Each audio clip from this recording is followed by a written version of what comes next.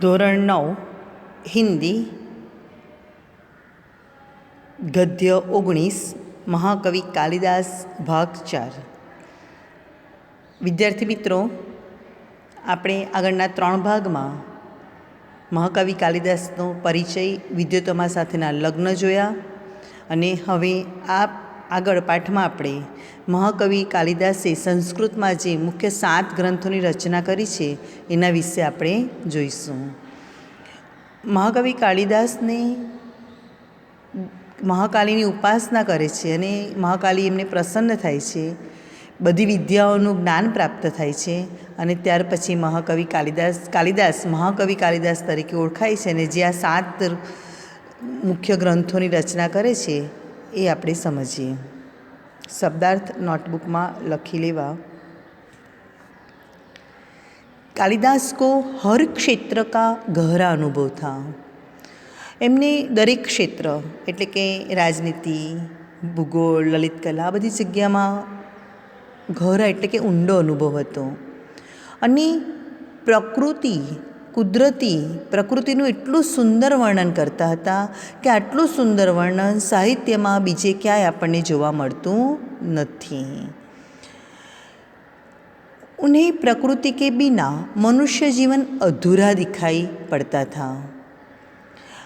अपना जीवन में प्रकृति ने काढ़ी नाखे तो आ हरियाड़ी, आ फूल, छोड़, नदी, पर्वत ए बधुं ना होय, पक्षीओ, प्राणीओ, तो आपणुं जीवन केवुं नीरस बनी जाए, एना वगर शक्य ज नथी। आपणे अधूरा लागिए।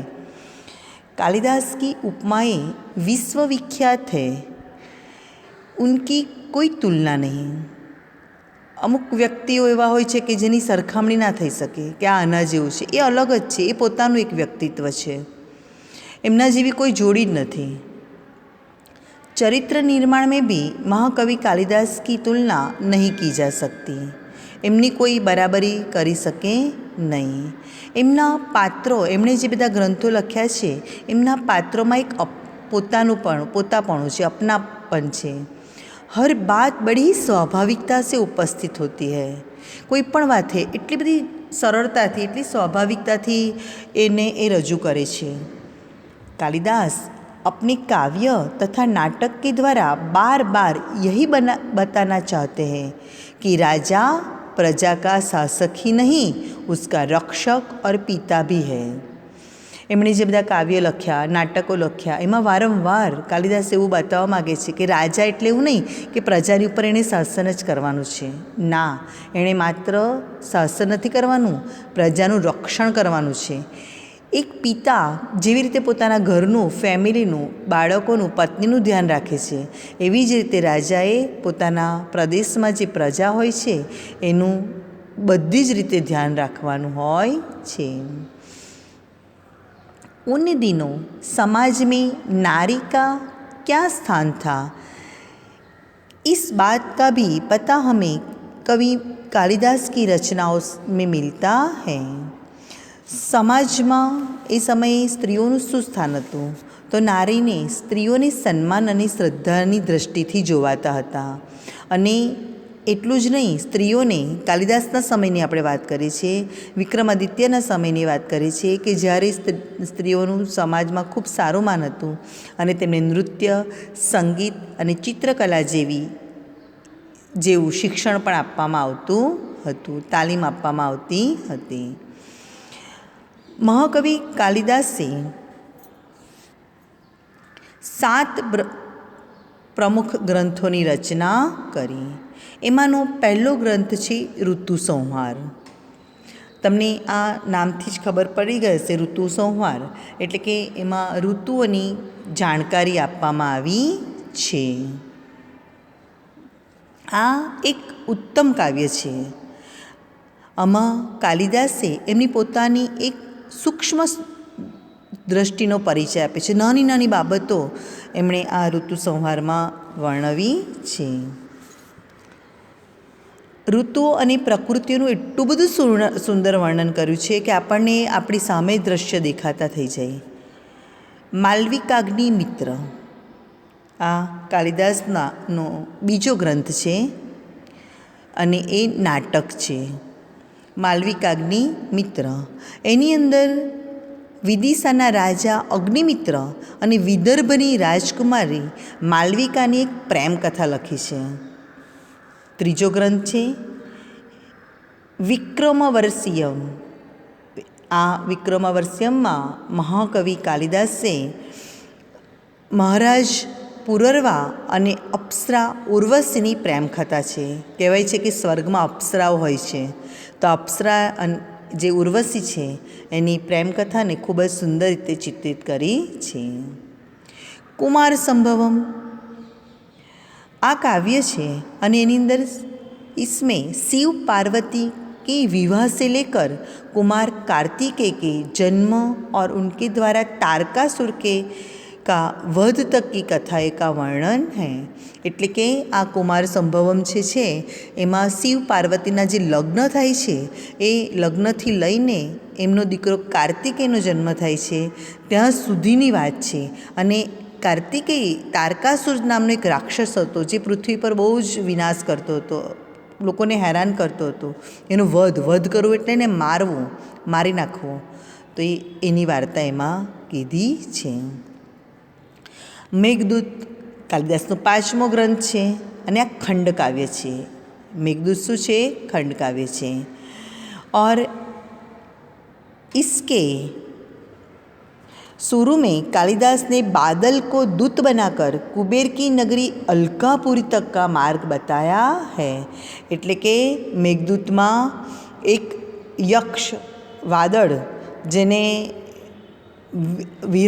યક્ષના વિરહનું ચિત્રણ કર્યું છે અને મેઘને દૂત બનાવીને, સંદેશાવાહક બનાવીને પોતાનો સંદેશો અલકાપુરીમાં પોતાની પ્રિયતમાને પહોંચાડે છે એની વાત કીધી છે. લખે છે ને, इसके उत्तरार्ध એટલે કે શરૂઆતમાં યક્ષને આપણી વિરહિણી પ્રિયા, વિરહ જેનો થયો છે તે પ્રિયા ने को पहचानने के उपाय मेघ को बताए हैं કે આ મારી મેઘને સંદેશો મોકલે છે તો એ સંદેશો મેઘ કોને આપશે? તો એની પ્રિયતમાનું વર્ણન કરે છે કે આ રીતે તું એને ઓળખી શકીશ. इस काव्य में वर्षा काल और विरह का वर्णन खूब निखरा है. निखरવું, દેખાવું સરસ રીતે. તો વર્ષાકાળ ઋતુ, વર્ષા ઋતુનો જે સમય છે તેનો અને એમનો યક્ષનો વિરહ છે એને ખૂબ જ સરસ રીતે કાલિદાસે વર્ણન કર્યું છે. અને એની સાથે સાથે એમાં ભારત દેશના ભૂગોળની પણ ખૂબ જ જાણકારી આપી છે, આપણા દેશ વિશેની એમાં માહિતી આપી છે. રઘુવંશ. રઘુવંશ એક મહાકાવ્ય છે.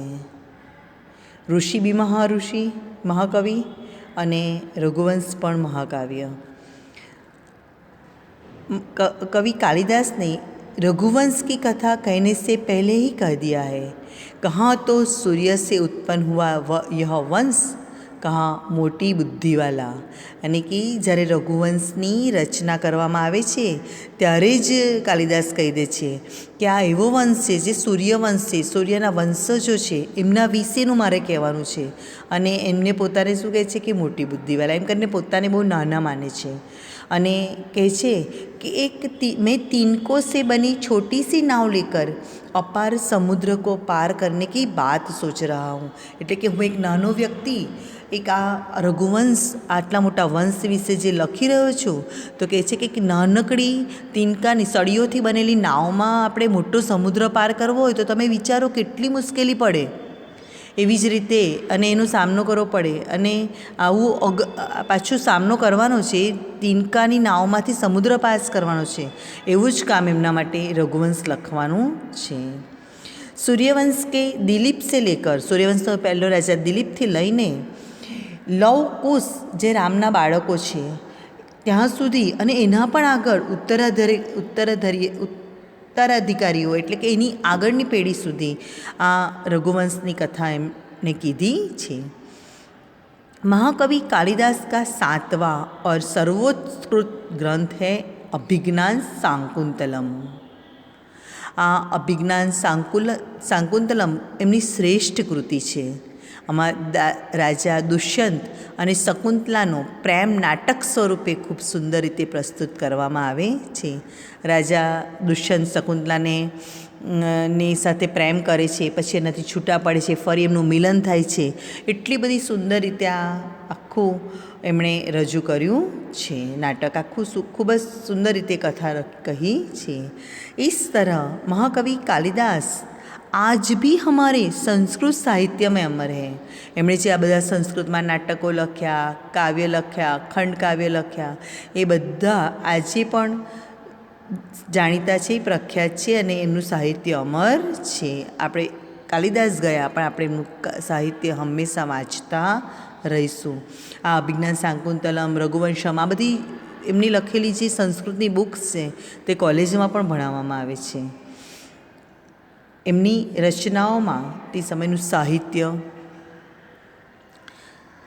શાસન એટલે કે રાજાઓ કઈ રીતનું શાસન ચલાવતા હતા, કઈ પ્રકારની રાજનીતિ હતી, એ સમયનો સમાજ કેવો હતો, એ બધી પણ આપણને માહિતી પ્રાપ્ત થાય છે. જેમ જેમ ગ્રંથો વાંચતા જઈએ તેમ આપણને એ સમયનો સાહિત્ય, શાસન, એ બધી પણ માહિતી મળતી જાય છે.